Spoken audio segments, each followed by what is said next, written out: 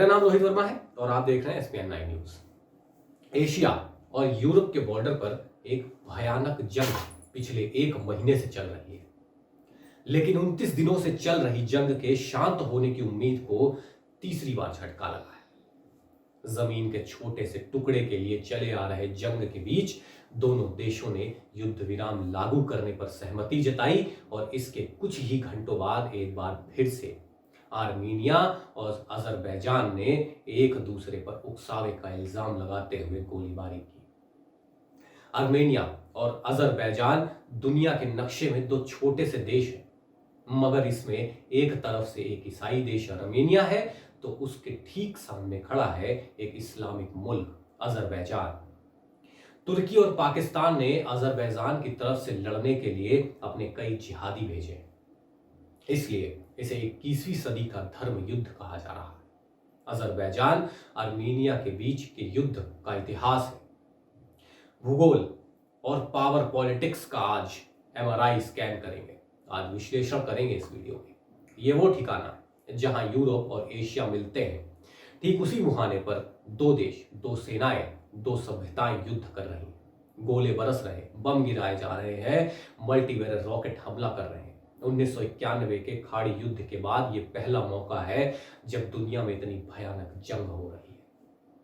बड़े बड़े हथियारों का इस्तेमाल हो रहा है, रिहायशी इलाके तबाह किए जा रहे हैं, बस्तियां उजाड़ी जा रही हैं। इस जंग में एक तरफ है ईसाई देश आर्मेनिया तो दूसरी तरफ इस्लामिक मुल्क अजरबैजान है। दोनों ही देश में 4400 वर्ग किलोमीटर जमीन के टुकड़े के लिए एक सदी से भी ज्यादा वक्त से लड़ रहे हैं। जिस जमीन के छोटे से इलाके के लिए आर्मेनिया और अजरबैजान के बीच जंग हो रही है, उस इलाके का नाम है नारगोनो और काराबाख। महज 1.5 लाख आबादी वाला नारगोनो काराबाख आज बड़ी ताकतें के पर्दे के पीछे से होने वाले युद्ध का अखाड़ा बन गया है। नागोर्नो काराबाख का युद्ध क्यों है, हम आपको बताते हैं। नारगोनो काराबाख के इलाके की खूनी जंग दरअसल इस इलाके की लड़ाई है। दो धर्मों के बीच युद्ध है, अपना प्रभुत्व जमाने का संघर्ष है, बड़ी ताकतों के बीच एक किस्म का प्रॉक्सी वॉर है।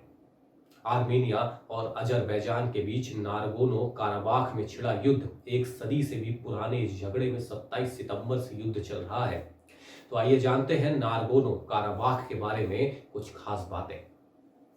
नारगोनो काराबाख 4400 वर्ग किलोमीटर यानी 1700 वर्ग मील का एक पहाड़ी इलाका है। पारंपरिक तौर पर यहाँ ईसाई, आर्मेनियाई और तुर्क मुसलमान रहते हैं। सोवियत संघ के विघटन से पहले ये एक स्वायत्त क्षेत्र बन गया था जो अजरबैजान का हिस्सा था। अंतर्राष्ट्रीय स्तर पर इस इलाके को अजरबैजान के हिस्से के रूप में मान्यता दी गई है, लेकिन यहाँ की अधिकांश आबादी आर्मीनियाई है। आर्मीनिया समेत संयुक्त राष्ट्र का कोई सदस्य किसी स्वघोषित अधिकारी को मान्यता नहीं देता। 1980 के दशक से अंत से 1990 के दशक तक चले युद्ध में 30,000 से अधिक लोगों की जानें गई। उस दौरान अलगाववादी ताकतों ने कुछ इलाकों पर कब्जा जमा लिया। उस दौरान अलगाववादी ताकतों ने नारगोनो काराबाख के कुछ इलाकों पर कब्जा जमा लिया था। 1994 की बात करें तो 1994 में यहां युद्ध विराम की घोषणा हुई थी। उसके बाद भी यहां गतिरोध जारी है और अक्सर इस क्षेत्र में तनाव पैदा हो जाता है।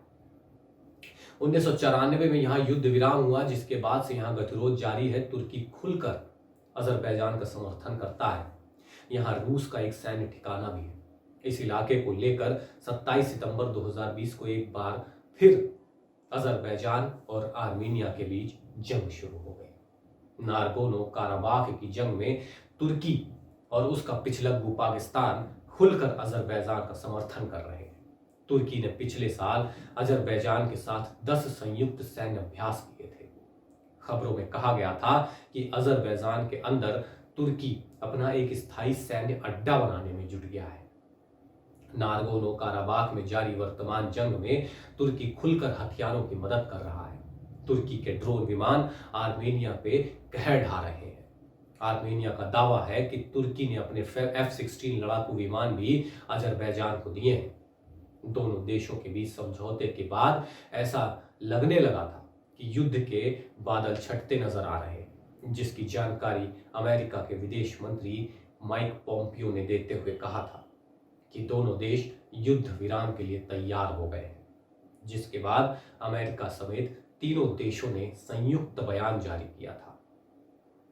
आर्मेनिया के विदेश मंत्री जोहराब और अजरबैजान के विदेश मंत्री जेहुन बायरमोव आधी रात को युद्ध विराम द्वारा लागू करने और पालन करने के लिए प्रतिबद्ध है।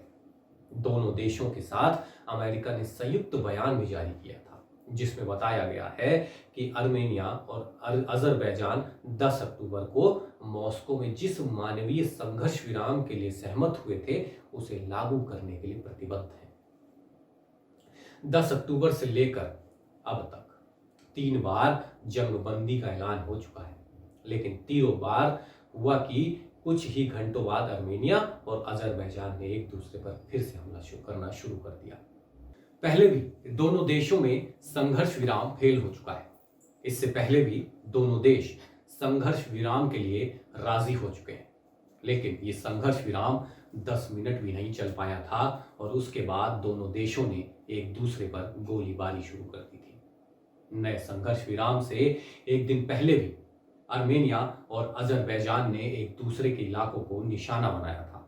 फिलहाल युद्ध से दोनों देशों का भारी नुकसान हुआ है और सैकड़ों लोग मारे गए हैं। ऐसे में युद्ध विराम आम नागरिकों के लिए बहुत अच्छी खबर है, लेकिन लोग भी इस बात को लेकर डरे हुए हैं कि युद्ध विराम की उम्र कितनी होगी।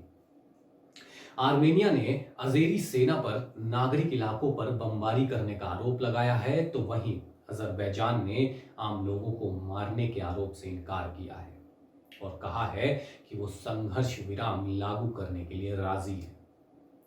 लेकिन इसके लिए पहले आर्मेनियाई सेनाओं को युद्ध स्थल छोड़कर जाना होगा।